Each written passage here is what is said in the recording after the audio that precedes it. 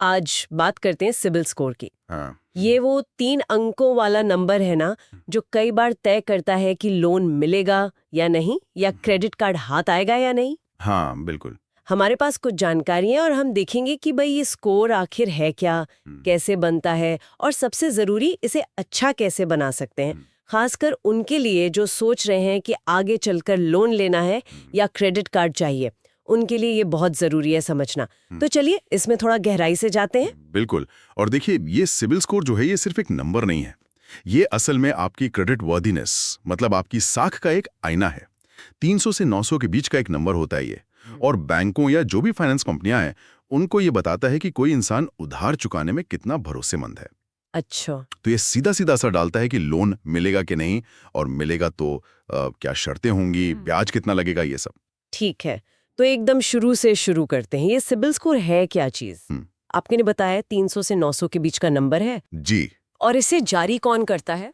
CIBIL, वो credit information bureau India limited. हाँ, CIBIL Bharat की सबसे पुरानी और शायद सबसे जानी मानी क्रेडिट ब्यूरो है। और भी है वैसे, जैसे इक्विफैक्स, एक्सपीरियन, CRIF, हाईमार्क, पर सिबिल सबसे कॉमन है। ओके। और ये स्कोर बनता कैसे है? मतलब क्या ये हमारी सैलरी या सेविंग्स देख के बनता है? नहीं नहीं, इसका आपकी कमाई या बचत से कोई सीधा लेना देना नहीं है। ये पूरी तरह से आपके क्रेडिट के इतिहास पर आधारित है। मतलब आपने पहले कभी लोन लिया है, क्रेडिट कार्ड इस्तेमाल किया है, तो उसका पेमेंट टाइम पे किया या नहीं, कितना उधार आप पर चल रहा है, ऐसी चीजों पर। अच्छा। और हाँ, एक सिंपल सा रूल है, स्कोर जितना 900 के पास उतना अच्छा। और जैसे अलग अलग स्कोर होते हैं, मान लीजिए किसी का 600 है, किसी का 800 है, तो बैंक की नज़र में इसका क्या मतलब होता है? हाँ, इसको समझने के लिए मोटे तौर पर कुछ दायरे बनाए गए हैं। जैसे 750 या उससे ज्यादा अगर स्कोर है तो उसे एक्सीलेंट मानते हैं, मतलब बेहतरीन। अच्छा, ऐसे लोगों को बैंक बहुत पसंद करते हैं। लोन आसानी से मिलता है और ब्याज दरें भी सबसे अच्छी मिलने के चांस रहते हैं। ठीक है। फिर आता है 650 से 749। ये भी गुड यानी अच्छा स्कोर है। लोन मिलने में दिक्कत नहीं होती ज्यादातर, पर हो सकता है ब्याज दर 750 वालों से थोड़ी ज्यादा हो। शर्तें थोड़ी अलग हो सकती हैं। इसके बाद है 550 से 649। ये एवरेज या औसत स्कोर है। यहां बैंक थोड़ा सावधान हो जाता है, जोखिम ज्यादा मानते हैं। अगर लोन देंगे भी तो शायद ऊंची ब्याज दर पर। ओके। और 550 से नीचे अगर स्कोर है तो वो पुअर यानी खराब माना जाता है। ऐसे में लोन या क्रेडिट कार्ड के एप्लीकेशन रिजेक्ट होने की संभावना काफी ज्यादा होती है। ये बैंकों के लिए एक तरह से खतरे की घंटी है। तो मतलब ये हुआ कि बैंक इस स्कोर को एक तरह से फिल्टर की तरह इस्तेमाल करते हैं। बस स्कोर देखा और फटाक से अंदाजा लगा लिया कि भाई इस एप्लीकेंट के साथ कितना रिस्क है। हाँ बिल्कुल, ये उनके लिए रिस्क समझने का एक स्टैंडर्ड तरीका बन गया है। जल्दी से पता चल जाता है। अब ये समझते हैं कि ये स्कोर बनता कैसे है, वो कौन सी चीजें हैं जो इसे ऊपर या नीचे करती हैं, क्योंकि अगर ये पता हो तभी तो सुधारने पे काम कर पाएंगे, है ना? सही कहा आपने। ये स्कोर कई चीजों को देखकर बनता है, लेकिन कुछ मुख्य फैक्टर्स हैं जिनका वजन सबसे ज्यादा होता है। पहला और सबसे इंपॉर्टेंट है पेमेंट हिस्ट्री, यानी भुगतान का इतिहास। अच्छा। आपने जो भी लोन लिए हैं या क्रेडिट कार्ड इस्तेमाल कर रहे हैं, उनकी EMI या बिल टाइम पर चुकाया है या नहीं, ये अकेला फैक्टर सबसे ज्यादा असर डालता है स्कोर पर। मतलब पेमेंट में डिसिप्लिन सबसे जरूरी है। एक दिन की देरी भी भारी पड़ सकती है क्या? बिल्कुल। देखिए, एक दिन की देरी भी रिपोर्ट में आ सकती है, और अगर ये बार बार हो या हाल फिलहाल में हुआ हो तो स्कोर पर नेगेटिव असर पड़ता है। लगातार टाइम पर पेमेंट करना यही स्कोर की नींव है। समझ गई। दूसरा बड़ा फैक्टर है क्रेडिट यूटिलाइजेशन रेशियो, जिसे CUR भी कहते हैं। COR, ये क्या होता है? इसका मतलब है कि आपको जितनी टोटल क्रेडिट लिमिट मिली हुई है, मान लीजिए आपके पास 2 क्रेडिट कार्ड हैं, एक की लिमिट 50,000, दूसरे की भी 50,000, तो टोटल लिमिट हुई 1 लाख। तो आप उस 1 लाख में से कितना इस्तेमाल कर रहे हैं?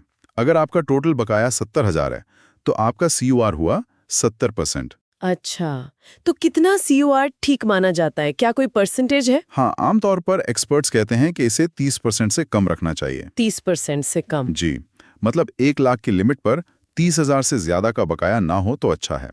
अगर ये रेशियो बहुत ज्यादा है, जैसे 70-80% या उससे भी ऊपर, तो ये दिखाता है कि शायद आप क्रेडिट पर बहुत ज्यादा निर्भर हैं। और शायद पैसों की कुछ तंगी चल रही है। हाँ, बैंक ऐसा सोच सकता है।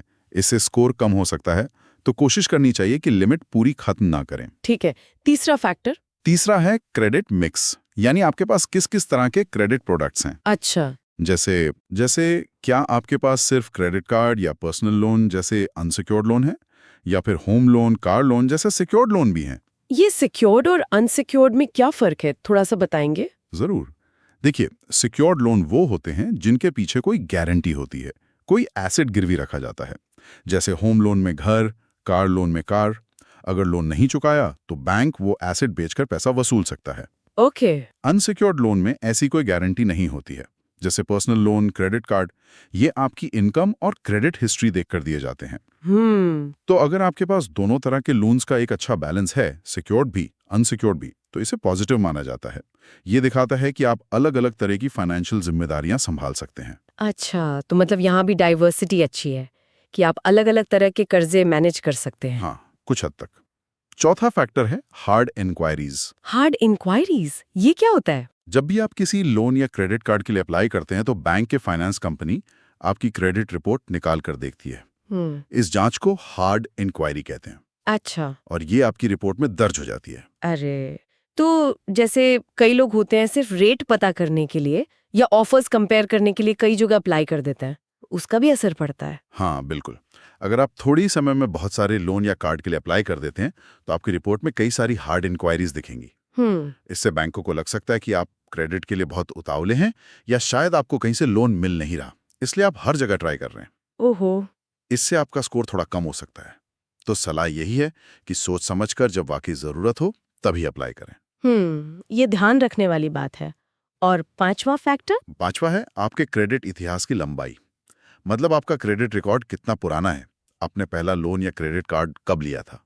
अच्छा। जितना लंबा आपका क्रेडिट इतिहास होगा और अगर वो साफ सुथरा है, मतलब पेमेंट वगैरह टाइम पर है, तो ये स्कोर के लिए उतना ही अच्छा है।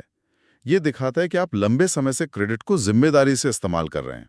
तो संक्षेप में कहें तो टाइम पर पेमेंट, क्रेडिट का कम इस्तेमाल, अलग अलग तरह के लोन का मिक्स, कम बार नए क्रेडिट के लिए अप्लाई करना और एक लंबा साफ सुथरा क्रेडिट हिस्ट्री, यही सब मिलकर एक अच्छा सिबिल स्कोर बनाते हैं। बिल्कुल सही, यही मुख्य बातें हैं। ये जानना वाकई बहुत मददगार है।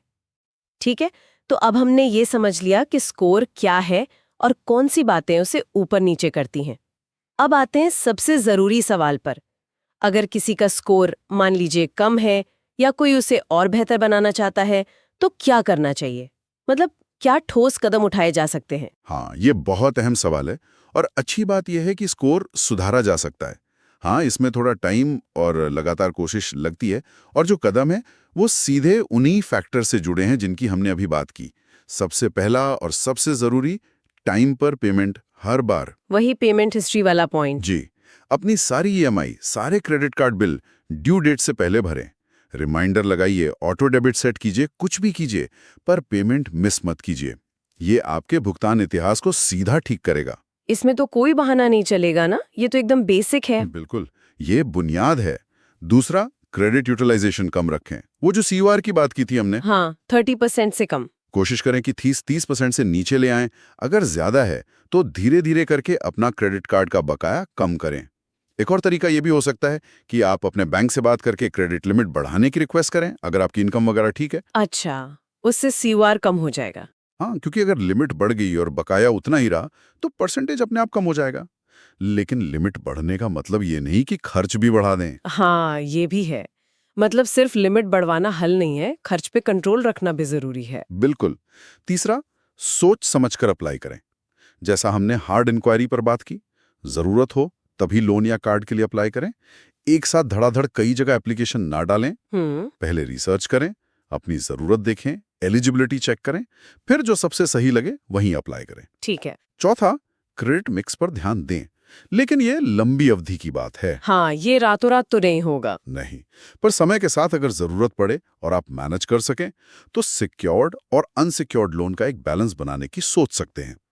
लेकिन एक बात जरूर ध्यान रखें, सिर्फ मिक्स सुधारने के लिए कोई फालतू का लोन मत ले लीजिएगा जिसकी आपको जरूरत ही ना हो। ये बहुत जरूरी बात कही आपने। मिक्स सुधारने के चक्कर में कर्ज का बोझ बढ़ाना तो बेवकूफी होगी। बिल्कुल। पांचवा कदम है नियमित रूप से अपनी क्रेडिट रिपोर्ट चेक करें। अपनी रिपोर्ट कहाँ से मिलेगी ये? आप साल में एक बार सिविल या दूसरी क्रेडिट ब्यूरो जैसे इक्विफैक्स, एक्सपीरियन की वेबसाइट से अपनी रिपोर्ट मुफ्त में या कुछ शुल्क देकर निकाल सकते हैं। रिपोर्ट मिलने पर उसे ध्यान से देखिए, चेक कीजिए कि सारी जानकारी सही है या नहीं। उसमें गलतियां भी हो सकती हैं क्या? किस तरह की? हाँ, हो सकती हैं। कई बार ऐसा होता है कि कोई लोन दिखा रहा है जो आपने लिया ही नहीं, या किसी पेमेंट की तारीख गलत लिखी है, या कोई खाता बंद हो चुका है पर अभी भी एक्टिव दिख रहा है। अरे, ऐसी गलतियों से आपका स्कोर बिना वजह कम हो सकता है। तो अगर आपको कोई भी गलती दिखे तो फॉरेन क्रेडिट ब्यूरो और उस बैंक या कंपनी को बताएं और उसे ठीक करवाएं। इसका एक प्रॉपर तरीका होता है। ये तो बहुत जरूरी है करना। बिल्कुल। और छठा पॉइंट है, पुराने क्रेडिट खाते एकदम से बंद ना करें। अच्छा, जैसे कोई पुराना क्रेडिट कार्ड है जो इस्तेमाल नहीं हो रहा। हाँ, या कोई पुराना लोन जो पूरा चुका दिया है, अगर उस पर कोई सालाना फीस नहीं लग रही है तो उसे बंद करने की जल्दी ना करें। क्यों? क्योंकि ये पुराने खाते आपके क्रेडिट हिस्ट्री की लंबाई, लेंथ ऑफ क्रेडिट हिस्ट्री को बढ़ाते हैं, और हमने देखा था कि लंबा क्रेडिट इतिहास स्कोर के लिए अच्छा होता है। लेकिन अगर किसी पुराने बेकार पड़े कार्ड पर सालाना फीस लग रही हो तो? हाँ, वो एक अलग बात है। अगर फीस ज्यादा है और आप कार्ड बिल्कुल यूज नहीं करते तो आप उसे बंद करने के बारे में सोच सकते हैं। पर अगर फीस नहीं है या बहुत कम है तो उसे चालू रखने से आपके क्रेडिट हिस्ट्री की एवरेज उम्र बढ़ती है, जो फायदेमंद है। समझ गए। और हाँ, जैसा कि आपने पहले भी इशारा किया था और हमारे स्रोतों में भी है कि 750 या उससे ऊपर का स्कोर जो है वो अक्सर सबसे अच्छी डील्स दिलाता है, मतलब ब्याज दरें कम। जी हाँ। तो ये लक्ष्य रखना, खासकर अगर कोई बड़ा लोन जैसे होम लोन वगैरह लेने का सोच रहा है तो लंबी अवधि में काफी फायदेमंद हो सकता है। बिल्कुल, वो एक अच्छा बेंचमार्क है। तो आज हमने सिबिल स्कोर के काफी सारे पहलू समझ लिए कि ये 300 से 900 के बीच का नंबर कैसे हमारी फाइनेंशियल लाइफ पे असर डालता है, पेमेंट हिस्ट्री, क्रेडिट यूज, ये सब कैसे इससे बनाते बिगाड़ते हैं, और सबसे जरूरी इसे सुधारने के लिए क्या क्या कर सकते हैं।